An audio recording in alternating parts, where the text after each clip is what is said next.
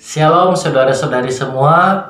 Puji Tuhan, pagi hari ini kita akan kembali bersama-sama untuk merenungkan dan merefleksikan kebenaran firman Tuhan, untuk mendengarkan pesan Tuhan buat setiap pribadi kita masing-masing dimanapun kita berada saat ini. Saudara, pernahkah kita memikirkan apa sih yang akan terjadi jika segala sesuatu di muka bumi ini menjadi mudah? Jika tubuh kita tidak merasakan sakit, mungkin kita tidak akan memelihara kesehatan kita. Dan tanpa adanya tetesan air mata, kita juga tidak bisa mengungkapkan perasaan terdalam yang sedang kita rasakan. Begitu juga jika tidak ada kesulitan di dalam hidup kita, maka iman, pengharapan, dan kasih pun tidak akan bertumbuh di dalam hati kita. Saudara, pagi hari ini kita akan bersama-sama membaca kebenaran firman Tuhan yang terdapat dalam Ibrani 12 ayat yang ke-1 sampai dengan ayat yang ke-17. Tetapi pagi hari ini kita tidak akan membaca secara keseluruhan. Kita akan menggarisbawahi dua ayat yang menjadi fokus kita pada pagi hari ini. Dan ayat yang pertama yang kita baca adalah Ibrani 12 ayat yang ke-6. Demikian firman Tuhan, karena Engkau Tuhan menghajar orang yang dikasihinya, dan Ia menyesah orang yang diakuinya sebagai anak. Saudara, seringkali timbul pertanyaan di dalam hati kita, kenapa sih Allah yang baik mengizinkan adanya kesukaran dan kesakitan di dalam dunia ini? Dan jawabannya adalah demi kebaikan anak-anaknya. Kebenaran inilah yang ditekankan di dalam surat Ibrani pasal 12 yang tadi kita baca. Di dalam ayat yang ke-6 dijelaskan bahwa Tuhan menghajar orang yang dikasihinya sebagai bentuk kasih sayang terhadap anaknya.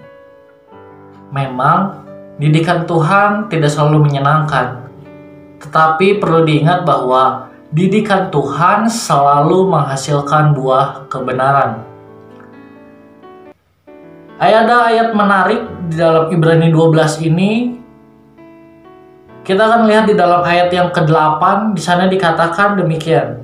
Tetapi jikalau kamu bebas dari ganjaran yang harus diderita setiap orang, maka kamu bukanlah anak tetapi anak-anak gampangan. Inti dari ayat ini mengatakan bahwa kalau setiap kita tidak merasakan didikan, tidak masuk ke dalam ganjaran yang harus kita terima, maka kita bukanlah anak, tetapi kita adalah anak-anak gampangan. Dan anak-anak gampangan ini dalam bahasa aslinya digunakan kata notos, yang berarti anak selir atau anak budak. Seperti contoh di dalam firman Tuhan, di dalam perjanjian lama, kita akan lihat seperti kisah Ismail. Ismail, secara genetika kita tahu semua bahwa Ismail itu berasal dari gen Abraham. Kita kenal semua Abraham adalah seorang yang luar biasa dipakai oleh Tuhan. Tetapi kita lihat Ismail sangat berbanding terbalik dengan kehidupan Abraham. Kenapa hal itu bisa terjadi? Karena Ismail tidak mendapatkan didikan ayahnya. Jika kita tarik kisah Abraham dan Ismail ini dalam cara pandang Kristen, maka hal ini sama dengan orang percaya yang sudah bertahun-tahun mengikut Tuhan, tapi hidupnya tidak berubah.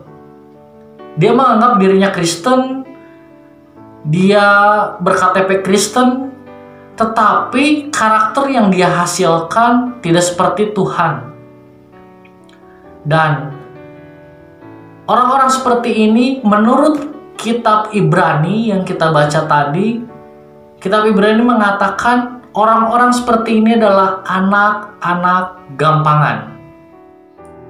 Saudara-saudara, mari kita merefleksikan kebenaran firman Tuhan ini dengan melihat dari sudut pandang Tuhan.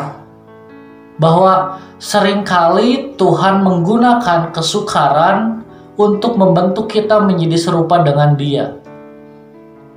Saya mengajak kita semua untuk memusatkan perhatian kita, memusatkan hati kita, memusatkan pikiran kita kepada Tuhan, sehingga kesukaran yang kita alami akan menjadikan kita pribadi yang rendah hati dan terbuka bagi didikan Tuhan. Demikianlah renungan kita hari ini.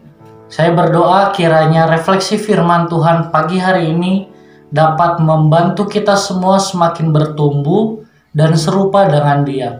Amin. Tuhan Yesus memberkati.